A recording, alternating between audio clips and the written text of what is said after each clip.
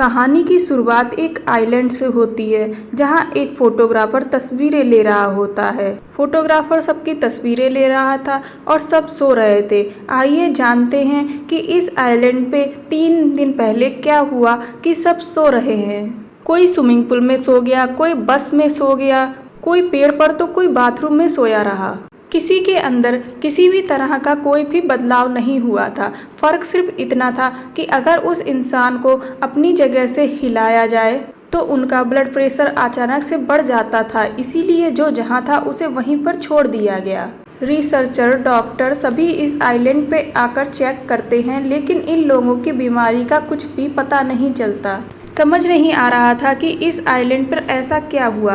हैरानी की बात ये थी कि जो लोग बाहर से आए थे उन पर इस चीज़ का कोई भी असर नहीं था, इसलिए लोग यहाँ पर अपना कैंप लगाकर रहने लगे जिससे पता कर पाएँ कि इस आइलैंड पर ऐसा क्या हुआ। इस आइलैंड पर किसी भी रिपोर्टर को आने की इजाज़त नहीं थी, लेकिन रिपोर्टर सैम ह्यूई, जिसे हमने शुरुआत में देखा था, वह चुपके से यहाँ आ गया था। वह बस में तस्वीरें ले रहा था जहां लोग बहुत ही इत्मीनान से सो रहे थे। तभी उसकी नज़र एक व्यक्ति के हाथ पे पड़ती है जिसने गोल्डन फिश पकड़ रखी होती है।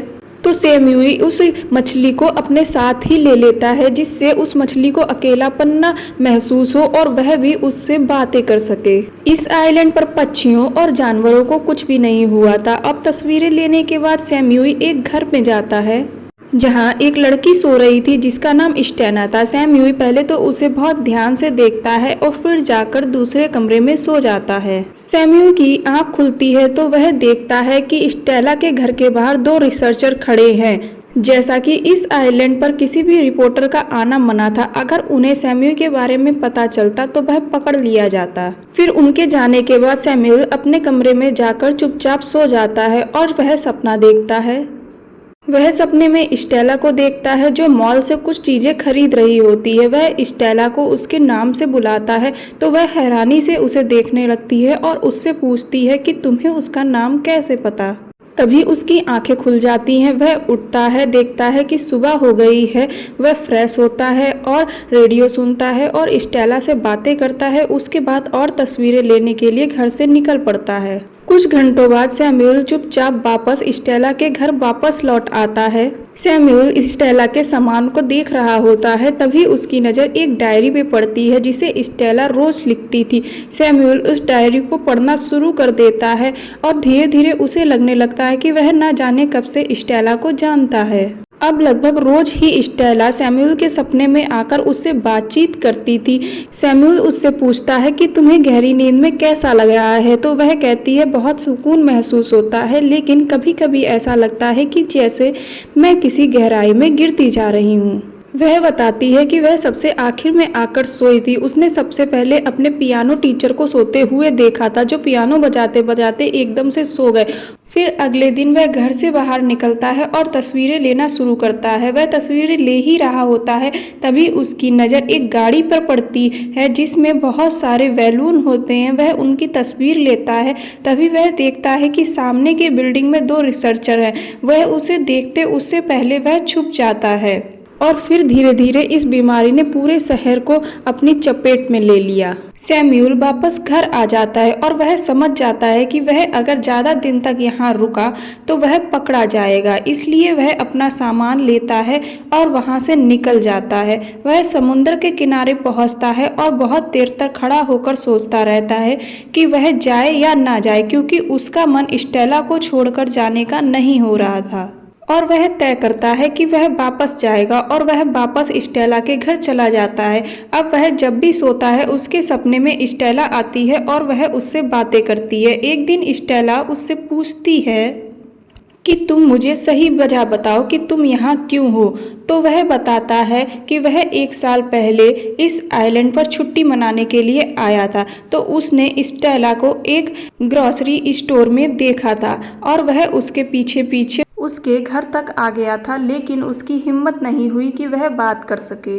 और वह स्टेला से कहता है कि मुझे तुम तभी पसंद आ चुकी थी, मैं तुम्हें और जान सकूं इसलिए यहाँ आया हूँ। इतना कहकर सैमुअल जाग जाता है और मार्केट से इस्तेमाल का कुछ सामान लेने जाता है। वह सामान ले रहा होता है, तभी वहाँ रिसर्चर आ जाती हैं। उनमें से एक सैम्यूल को देख लेती हैं। तभी सैम्यूल सोने का नाटक करता है।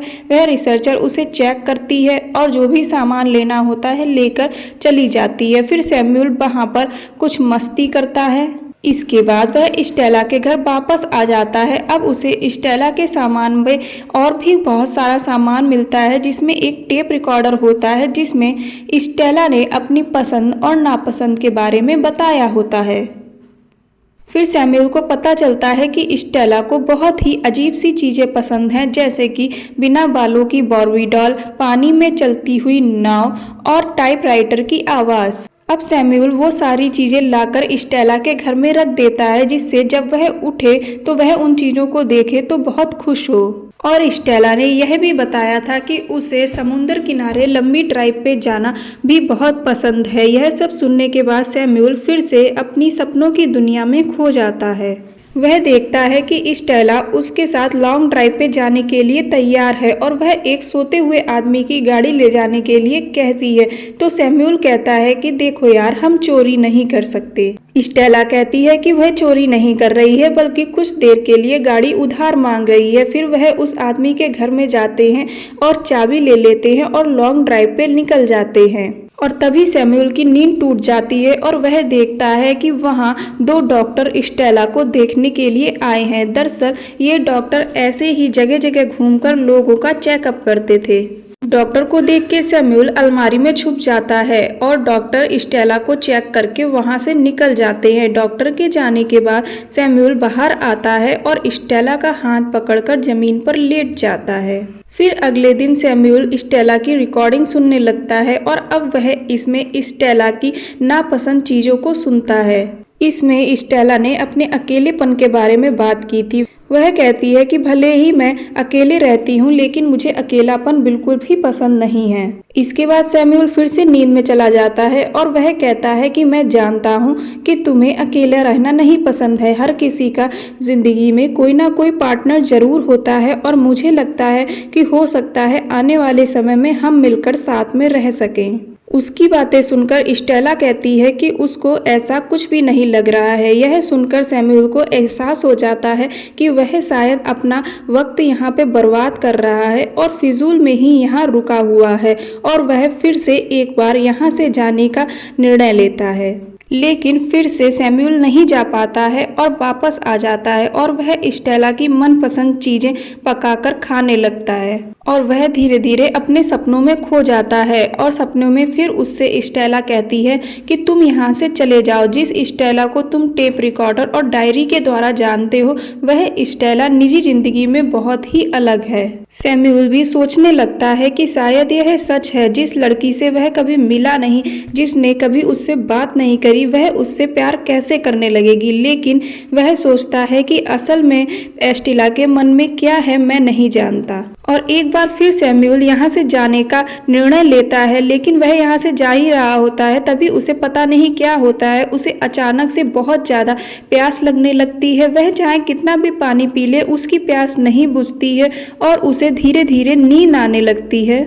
और अब सैम्यूल को लग रहा होता है कि उसके ऊपर भी इस आइलैंड की आबो हवा का असर होने लगा है और वह गिरते पड़ते कैसे भी स्टेला के घर पहुंच जाता है और उसके हाथ पे अपना हाथ रख के सो जाता है। लेकिन अगले दिन वह जग जाता है। लेकिन सैम्यूल इस बात को समझ जाता है कि वह भी इस आइलैंड के लोगों की तरह बहुत ही जल्द नींद में जाने वाला है। इसलिए वह टाइप करके बहुत सारे नोट्स लिखता है और नींद में चला जाता है। फिर हम देखते हैं कि स्टेला के शरीर में कुछ हरकत होती है। स्टेला नींद से जाग जाती है, लेकिन उसके शरीर में बिल्कुल भी ताकत नहीं होती है, क्योंकि वह 3 हफ्तों बाद नींद से जगी होती है और वह कमज़ोर होती है। वह कैसे भी हिम्मत करके उठती है और पानी पीती है। तभी उसकी नज़र 2 टूथपेस्ट पे पड़ती है, तो वह सोचती है कि शायद यहाँ कोई और भी रह रहा है और वह काफ़ी गुस्सा हो जाती है। उसे अब पता चल चुका था कि सैम्यूल ने उसकी डायरी को पढ़ा, उसकी रिकॉर्ड को पढ़ा और वह बहुत गुस्सा हो जाती है और उसे जगाने की कोशिश करती है। लेकिन कोई फ़ायदा नहीं होता, क्योंकि सैम्यूल भी उसकी तरह गहरी नींद में जा चुका होता है।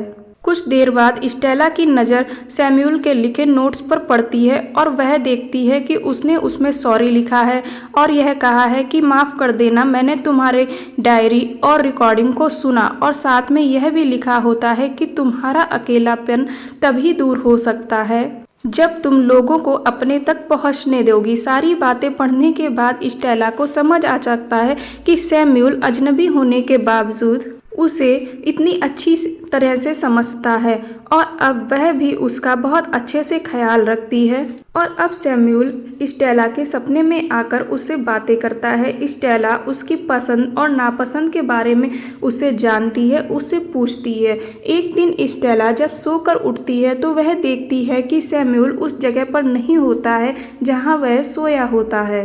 वह उसे ढूंढती है तो वह किचन में खड़ा होता है। वह उसके पास जाती है तो वह इस बात को महसूस करती है कि जैसे वो सैमुअल से पहली बार नहीं बल्कि जाने कब से उसे जानती हो, और उन्हें ऐसा लग रहा था जैसे वो दोनों एक दूसरे को बहुत अच्छे से जानते हैं। उसके बाद हम उस औरत को देखते हैं जिसके पास से सैमुअल ने मछली ली थी।